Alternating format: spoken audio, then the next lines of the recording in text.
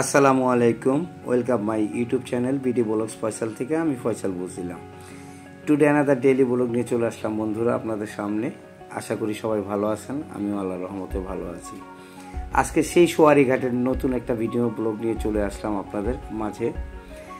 এইখানে যেভাবে পাইকারি বাজারে মাছ বিক্রি হয় তার থেকে দ্বিগুণ খুচরা বাজারে বিক্রি করে। এই যে চিংড়ি মাছগুলো এখান থেকে বিক্রি হয় 400-450 টাকা। এই পাবদা মাছগুলি 250 থেকে 300 টাকা।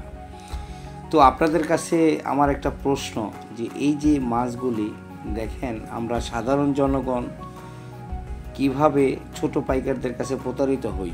এই দেখেন, আমি জিজ্ঞেস করছিলাম পাবদা মাছগুলি কত করে, ওরা চাইলো 250 টাকা।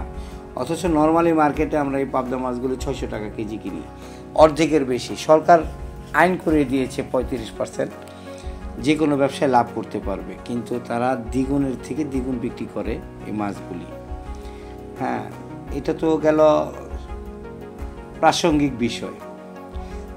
ইলিশের ক্ষেত্রে দেখা যায়, কিছুদিন আগে ম্যাজিস্ট্রেট বাংলাদেশের যে ম্যাজিস্ট্রেট কর্মরত রয়েছেন, তারা বিভিন্ন জায়গায় অভিযান চালিয়ে দেখা গেছে যেই মাছ পাইকারি বাজারে বিক্রি হয় 400 টাকা কেজি, সেই মাছ 1600 টাকা কেজি খুচরা বাজারে তারা বিক্রি করে। তাহলে কি বুঝলেন দর্শক, দ্বিগুণের দ্বিগুণ কিনা? আপনাদের কাছে আরেকটা প্রশ্ন, দেখেন মাছগুলি বরফ সংরক্ষণের জন্য, মাছগুলি সংরক্ষণ করার জন্য বরফ কাটা হয়, সেগুলি সোয়ারি ঘাটে এখন প্রায় দ্বিগুণ। তো আমি যারা বরফ বিক্রি করে তাদেরকেও প্রশ্ন করেছিলাম যে কেন, তো তারা বলে একটাই কথা, যে কারেন্টের বেশি, তাদের মজুরি বেশি। তো দেখেন মাছের দামগুলি কিভাবে বাড়ে। তারা মাছ কিনে যেই টাকায়, আবার বরফ কিনে, আবার একটা যান চলাচলের বিষয় আছে, তারপরে ক্যারি করার বিষয় আছে। এই জন্য আস্তে আস্তে ভোক্তার কাছ পর্যন্ত যাওয়া পর্যন্ত দ্বিগুণের থেকে দ্বিগুণ হয়ে যায়।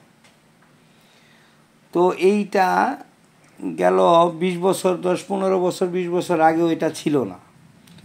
তখন আমরা সোয়ারি ঘাট যখন আসতাম, তখন আমরা একেবারেই অল্প মূল্যে মাছ কিনে নিয়ে যেতে পারতাম। এখন মাছের চাহিদাও বেড়েছে, মানুষের চাহিদাও মাছের প্রতি বেড়েছে, আর মানুষের কর্মের ক্ষেত্রে মজুরিও বেড়েছে। এই জন্য আমরা মাছটা দ্বিগুণ দাম দিয়েও খেতে হয়। এই যে আপনাদের দর্শক, আপনাদের মাঝে আরেকটা জিনিস তুলে ধরলাম, যারা সোয়ারি ঘাট আসতে চান, তারা আপনারা লালবাগ হয়ে, চকবাজার হয়ে এই রোডটা দিয়ে সরাসরি আসতে পারেন। যারা মোহাম্মদপুর থেকে আসতে চান তারা তো সেকশন হয়ে আসতে পারবেন। যারা কেরানীগঞ্জ থেকে পার হতে চান তারা জিঞ্জিরা ফেরিঘাট দিয়ে নৌকা চলাচলের মাধ্যমে নিয়ে আসতে পারেন এখানে। তবে ঘাটটা আপনারা একটু সস্তা রেট পাবেন তখনই যখন 5টা থেকে 5:30, 6টার ভিতরে আপনারা ঘাটে আসতে পারবেন। তাহলে আপনারা পাইকারি মাছ কিনে আপনারা লাভবান হবেন বা একটু সস্তায় কিনতে পারবেন। আর যারা মাছ বিক্রি করে তারা তো জানেই এটা, সকালে মাছের দাম কম থাকে, তারা নিয়ে যায়। তো দর্শক, আপনাদের আজকে নতুন একটা ভিডিও দেখালাম, ব্লগ করলাম। তো যারা আমার চ্যানেলটাকে এখন তো সাবস্ক্রাইব করেন নাই, অবশ্যই আমার চ্যানেলটা সাবস্ক্রাইব করতে ভুলবেন না। সাবস্ক্রাইব করে দেবেন, বেল আইকন প্রেস করে দেবেন, লাইক কমেন্ট শেয়ার করে দেবেন। তো দর্শক, আজকে এই পর্যন্তই।